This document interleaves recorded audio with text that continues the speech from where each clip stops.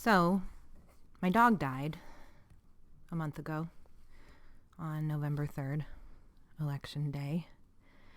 And I have been attempting to record this episode for the last few weeks, but it's been hard to get myself to sit down and do it, to sit alone in a room and talk about losing my dog best friend of the last 15 and a half years, and it's not like someone else is, it's not like I have to race because someone else is going to scoop the story, or it's not like I have an editor breathing down my neck. I mean, I could just choose to not record a podcast episode about losing my dog, but this is a podcast about living with dogs, loving dogs, teaching dogs, learning from dogs. And unfortunately, death is part of pet ownership. So I sort of feel like I would be chickening out if I neglected to talk about this part of my experience of this relationship. Also, this is the School for the Dogs podcast, of course, and Amos was a big part of how School for the Dogs came to be in existence. Some people I know have become dog trainers because they were really interested, often from an early age, in animal behavior in general. And dogs are a relatively easy, it's like a relatively easy animal to focus on if you're interested in animal behavior, since it doesn't involve, since you can study them and work with them without having to go scuba diving or camping out in a tree. I know quite a few dog trainers who consider themselves, I think, animal trainers first, a dog trainer second, and I also know a lot of people who got into dog training because they had a really difficult dog. But I don't think I fit into either of those two categories. For me, I think my dog training life started with a love of dogs in general, and then a great love for one dog in particular. I didn't become a dog trainer to change Amos in any way. I became a dog trainer because I wanted to figure out how to be a better person to my dog, how I could spend more time with him. I think I mentioned this in an early episode of the podcast, but I went through this real soul-searching period during the last major economic downturn in 2008, 2009, 2010, where I was really thinking hard about how I could make a living doing something different than I had been doing. And I spent a lot of time with Amos in the dog park, writing lists of things I liked and things I could imagine spending my time doing. And at some point I kind of realized, I just want to be doing what I'm doing right now. I want to be hanging out at the dog park with my dog, having my dog sit next to me on the bench, watch him play with other dogs, talk to other people about their dogs, learn about dogs. This is my bliss, and how can I create a life for myself where this is what I get to do? And God damn it, I did it. That was 10 years ago, and it's certainly been a journey. And God knows these days I spend much more time looking at spreadsheets and paying bills than I do actually hanging out with dogs and the people who love them. But overall, I would say I have spent a huge amount of time over this last decade learning about dogs and teaching dogs and talking to people about their dogs and helping people with their dogs and watching people with dogs. And I am so fortunate and so glad that I have spent so much of my life in that way. Like, I can't imagine any other way. I would rather be spending so much time. And I feel so lucky that Amos got to be with me for so many of those years. You know, for the 6 years before I met my husband, I was pretty much single. Kate and I were, just working around the clock, building this business. And when I wasn't doing that, I was hanging out on the couch with my dog or going out to dinner with friends with my dog and training him to do things that were just fun for both of us. He loved training. He loved shaping games. I used to do these orientations once a month or so at School for the Dogs with 7 or 8 clients who would come for like an introductory session, and I would have Amos there as the demo dog, and he would get so excited when I started putting the chairs in a circle to get ready for these sessions. And each session I would pick some new thing we were going to shape him to do, like, I don't know, put 2 feet in a box or knock a cone over with his nose. And if there were 8 people, I would say, okay, we're going to see if we can get there in like 16 clicks. You know, each of you is going to have a chance to click 2 things that are going to be approximations of the final behavior. And I'd always try and pick something new, but let's say it was like knock over this cup with your nose. We would start by having the first person click and treat a couple of times for him, simply approaching the cup, and the next person might click and treat him a couple of times for touching the cup with his nose, and then the third for putting some pressure on it. And, you know, the thing is, he, as every day went by, he got to be a better and better learner. So he would actually usually be able to do one of my little shaping challenges in just a dozen clicks or so. Sometimes not. But, you know, there was something to be learned when he didn't succeed too, right? That there's always information there about what you as a trainer could have done differently and could do differently next time. Anyway, he was often at the studio with me, especially, you know, when the studio started out and it was in my apartment. I would put him up. We had like a little mini fridge or mini freezer in the training space, and I would put him up on that during puppy play times, like him on his like lifeguard chair overseeing everything. When we were in our first studio, I would sometimes, on East 2nd Street, our second studio, I would sometimes bring him there and like stack him on the top of a bunch of climb platforms. So he was up in his throne there where he could hang out while I was teaching.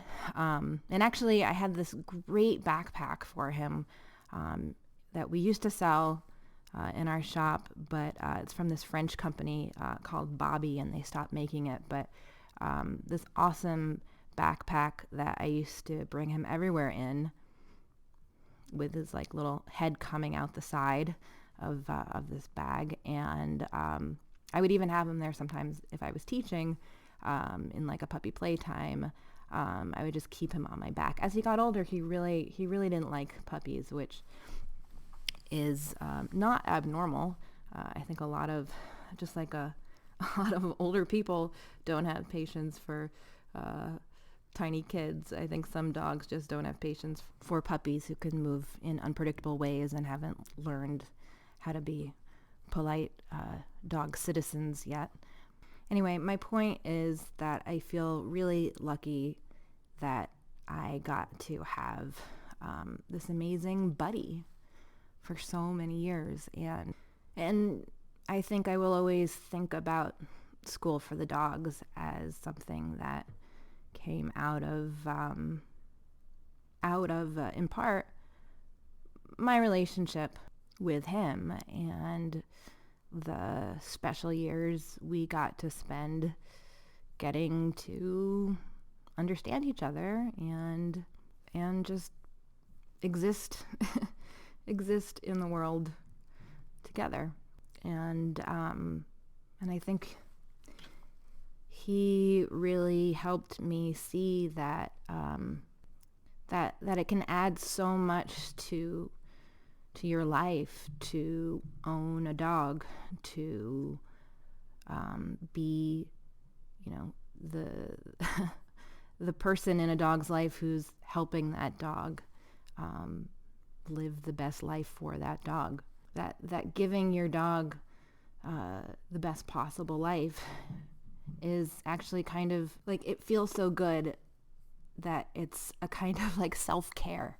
It can be like a hobby that actually benefits another living thing, but is actually about your own enjoyment. Like, there are plenty of people whose hobby is taking care of their cars or taking care of their furniture or caring about a sports team.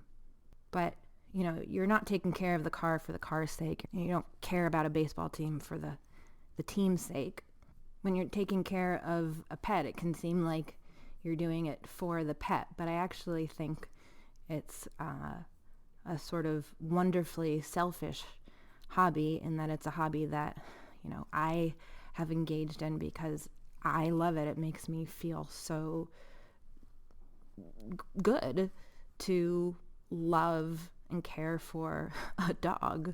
And it's almost like the fact that it actually resulted in my dog living a happy life is almost like an accidental byproduct. But part of what made me happy was watching him live a life that I think was full of good stuff.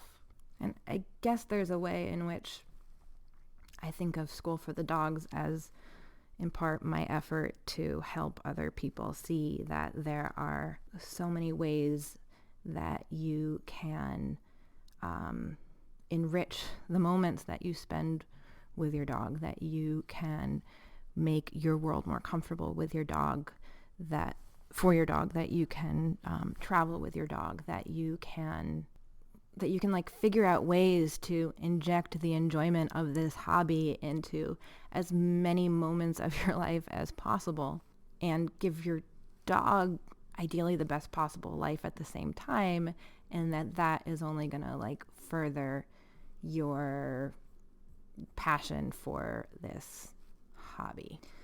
I'm not sure if I'm making sense, guys. I hope I am. Anyway, in thinking about recording this episode, I've thought, how do I distill a 15-year long relationship where I spent almost every single day with this creature into something that someone can listen to in under an hour. Do I organize it chronologically? Do I talk about achievements, accomplishments, and degrees? Do I talk about places we went together, places we lived together? Do I recall my best memories with him? Do I talk about our first moments together or our last moments together? And I think actually the thing that feels like it makes most sense to talk about is my ex-boyfriend. I bet you did not think that's what I was going to say. But I've been thinking about how Amos first came into my life, and I realized that there were actually two ex-boyfriends who led us to end up together, each in a different way. So the first ex-boyfriend was this doctor who I dated when I was in my early 20s, and I was completely head over heels in love with him. But it always felt like it was not going to last for a variety of reasons, all on his side. It always kind of felt like had like the fleeting nature of like an affair or something, even though it wasn't. And eventually he moved for work and was just kind of like, you were part of my life in New York, and I'm not going to be in New York anymore. I'm starting a new life. He wasn't open at all to like trying to be long distance or whatever. And, I was crushed. It's funny how like a breakup can feel like a death because, the person might still exist, but that relationship that you have and your access to them is gone in the same way it is when someone dies, or sort of like it is when someone dies. Anyway, I was totally heartbroken, and a year later, he came back into town and asked me to go out for a drink with him, and of course I figured he was going to want to get back together, and he was not at all interested in getting back together. And the day after that, I couldn't move. Like I couldn't get out of bed. I remember actually at some point that day I did manage to get outside for a minute, and it was really hot outside, like that kind of like heat where you feel like someone's just like sitting on you. And between the heat and everything else, like I just felt paralyzed.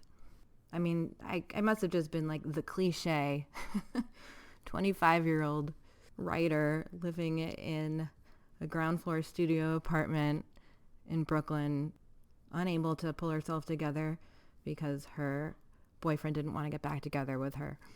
And in this hole that I was in, it occurred to me that one thing that would make me feel like I could go on existing in the world, one thing that would force me to get out of bed and that would probably improve my mood, one thing I could do would be to get a puppy. And, I've gone through moments where I've thought this is kind of shameful, to be honest, where I've thought, I'm glad I wound up with Amos, but I don't think that anyone should think that getting a puppy is going to be some kind of panacea.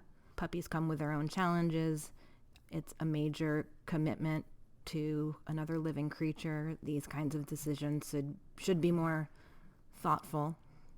But it's interesting in 2020 how many people have gone out and gotten dogs for a number of reasons, but I think one of those reasons is that they can help make us feel better when we're down.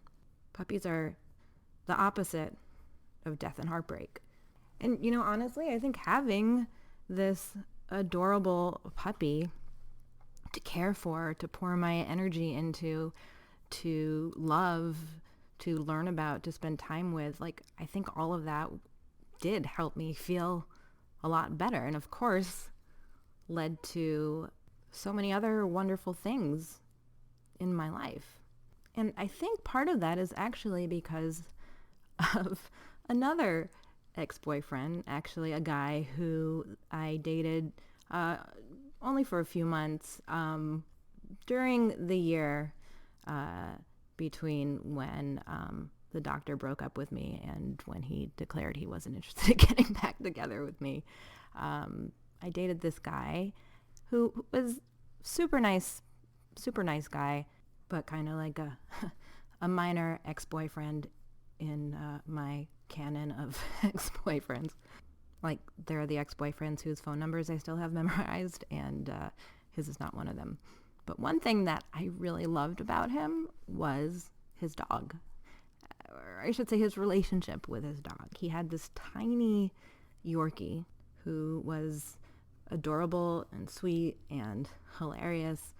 And he just loved her so much, and he brought her everywhere with him in like a messenger bag that she was happy to climb into. Now, I have to admit, most of my friends thought it was very strange that I was dating a straight man who had a tiny accessory dog a la Paris Hilton, but I saw it differently.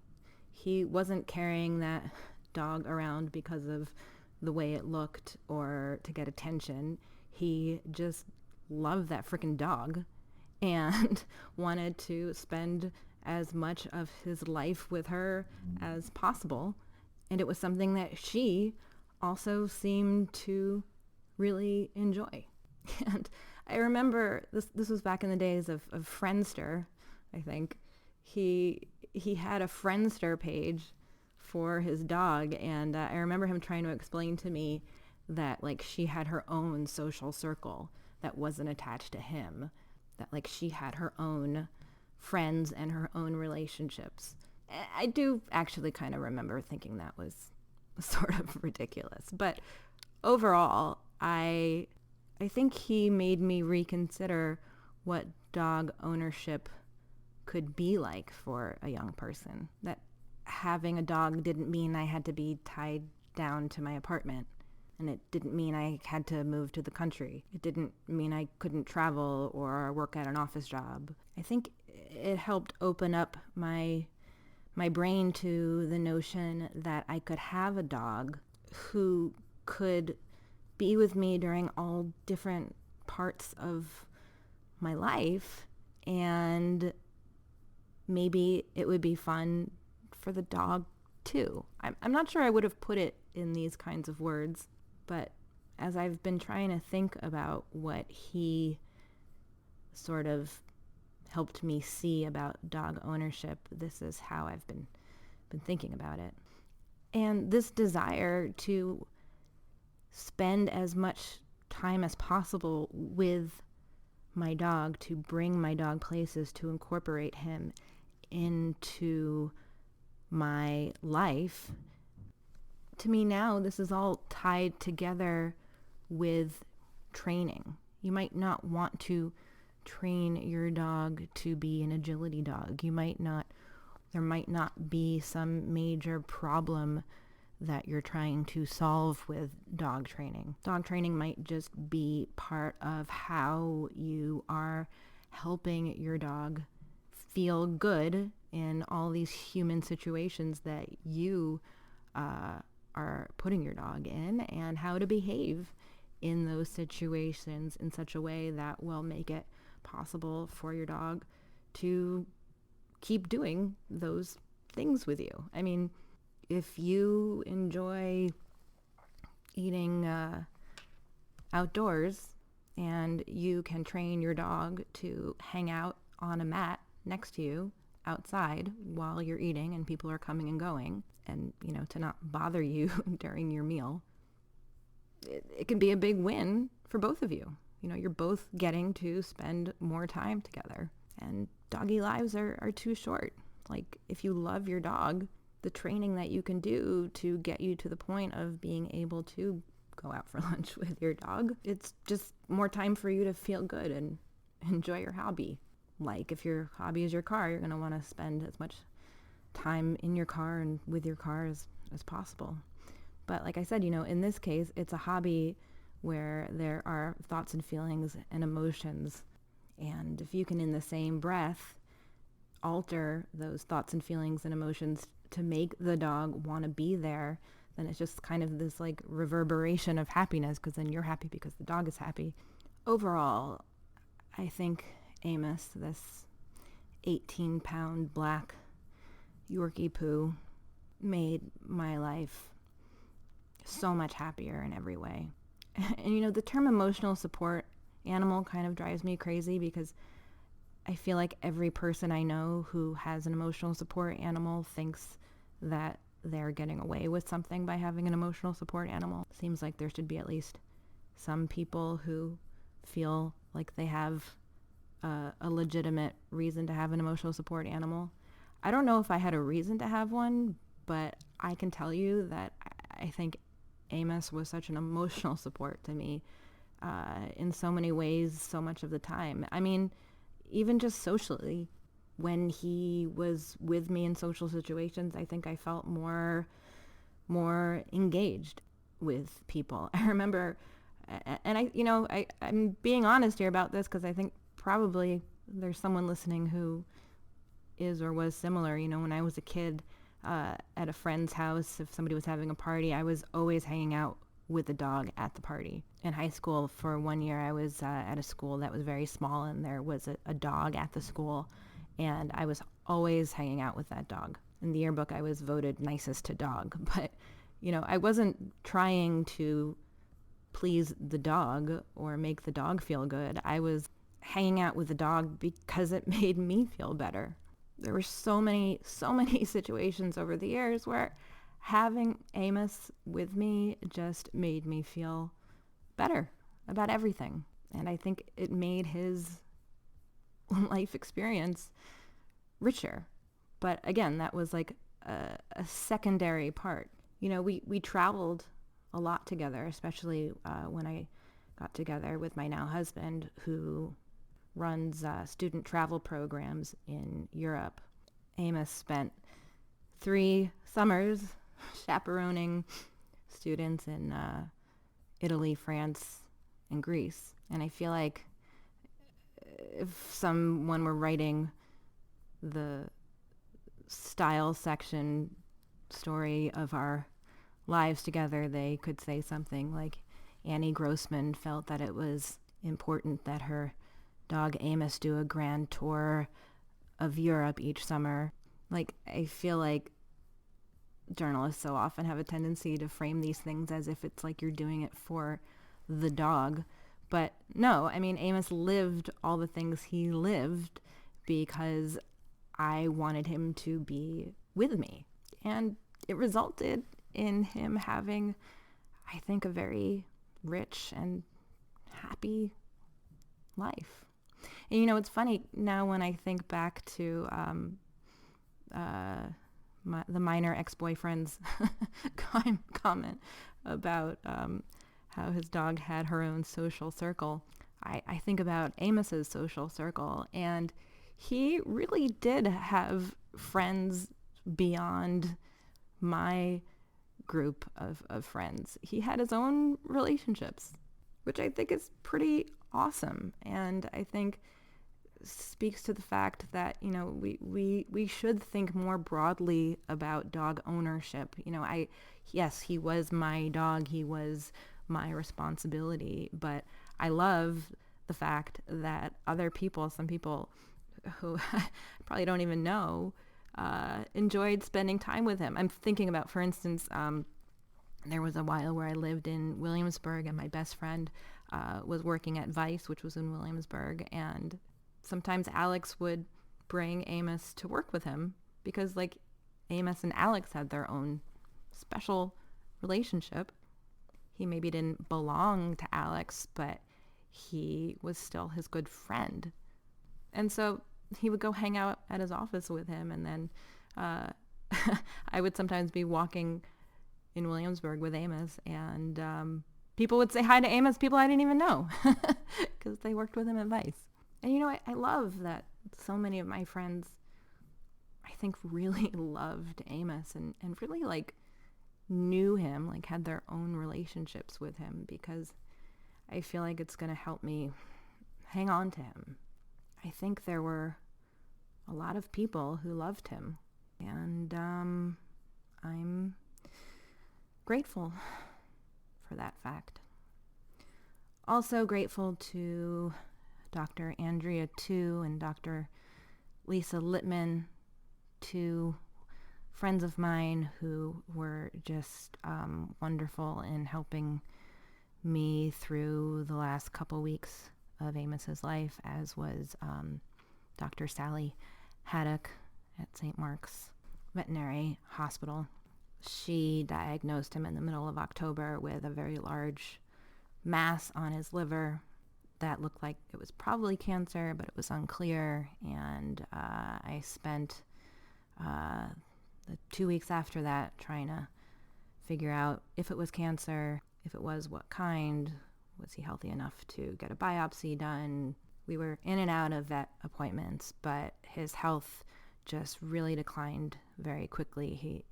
He spent a week basically just wanting to sleep, and then he stopped wanting to eat, and then his kidney started to fail, and he was clearly very uncomfortable. And he had slowed down over the last few months, but he was still in pretty good shape. This summer we were out in Montauk one weekend, and he was chasing sticks in the water like it was his job. He loved swimming. It's funny, he wouldn't be that interested in like a tennis ball if a tennis ball was just kicking around in the living room, but if there was a ball or any kind of stick near any body of water, he would go crazy. He just desperately wanted to fetch it. And he just loved swimming. He swam. There was a fountain in San Francisco where we lived for a little bit, in Huntington Park, that he loved. And in Rome, in Prati, there was this fountain that he would want to go fetch in every day if we let him. Anyway, as late as this summer, he was still swimming, and he was just very, very spry for a long time. Even at 14, people would say, "How old is your dog?" And I'd say 14, and they'd say 14 months. And I've had the feeling that I think must be common for pet owners. I felt this way also when my cat died. Like, oh, if only there was more I could have done, or if I had done X, Y, or Z sooner, or if I had paid more attention to Y, or like I've definitely had those thoughts. Like maybe if I had brought him in for a checkup sooner, they would have found the mass sooner, and maybe they could have operated on it. But I remind myself that he was 15 and a half. That's old for a dog, and I wish he could have lived till 20, but I guess I'm also, in a way, grateful that it worked out the way it did, because I wasn't in the position, really, of having to decide whether or not to invest huge amounts of money into chemotherapy or surgery in order to extend his life by some unclear amount of time, because I think that's a really hard position to be put in. I mean, on the one hand, you're dealing with your best friend who you love more than anything. On the other hand, death is going to happen at some point, and most people's pockets aren't bottomless. And I'm also grateful that I really never had to see him as a very depleted version of himself. He didn't ever show any kinds of senility. He still had his vision and his hearing and most of his teeth. Like, I always imagine this sort of future decrepit, skinny, sad version of himself that maybe he would be as an old man. And I thought about how I would love that old man dog as much as I always loved him, but that it would be sad because I would also, remember how vibrant and wonderful he was in his youth. And that's just another hard reality of pet ownership, that you experience these animals as, you can experience these animals both as puppies and as old people. It was really hard seeing him unwell, but I'm glad it was a short period of time, and I'm sure that in time, the memories of him being his best self will far outweigh the memories of those final difficult days. And I think that's really the most that you can hope for when you have a dog spend his lifetime with you. I asked Jason, my husband, to bring him to the vet when it was time to put him down. I realized if I had the choice to not be there myself, I didn't want to be there. I held him for the 2 hours before it was time. And then I put him in his backpack with Jason, and they went off. I realized I didn't really want to have the memory of seeing him dead. I know some pet owners feel it's really important to be there for that moment, but I felt like, I wasn't there when he was born, and I felt comfortable with him being in the arms of my partner during the last moments. And later that day, he came home with the bag empty except for the blue sweatshirt Amos had been wearing. And what can I say? I miss him a lot.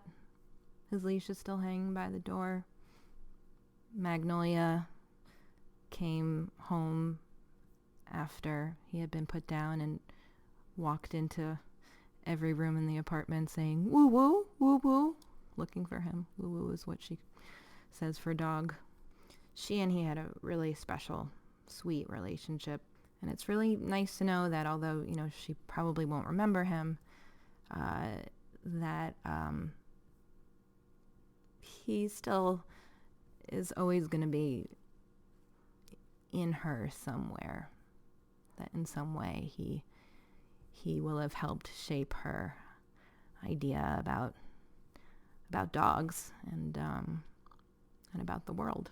And I'm fortunate that I have lots of great photos of them together, which I hope she'll enjoy as she gets older.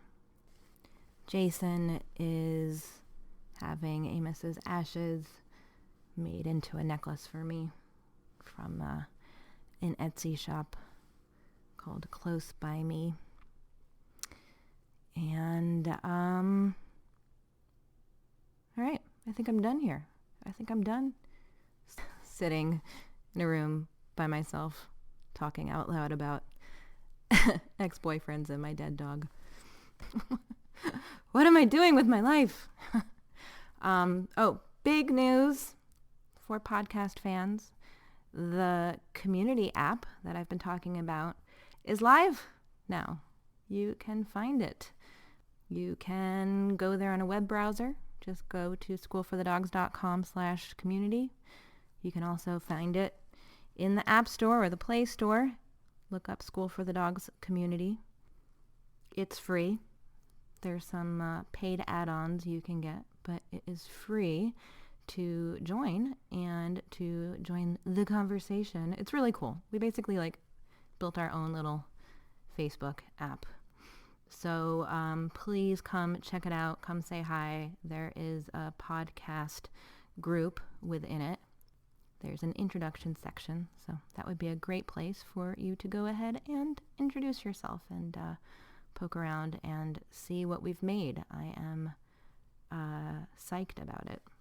Also a reminder that I have been going live every Thursday afternoon. I think I might start actually going live within the app, but you can also sign up to join at schoolforthedogs.com/Q&A if you want to attend my Thursday live sessions, and you can ask a question in advance if you'd like at anniegrossman.com/ask.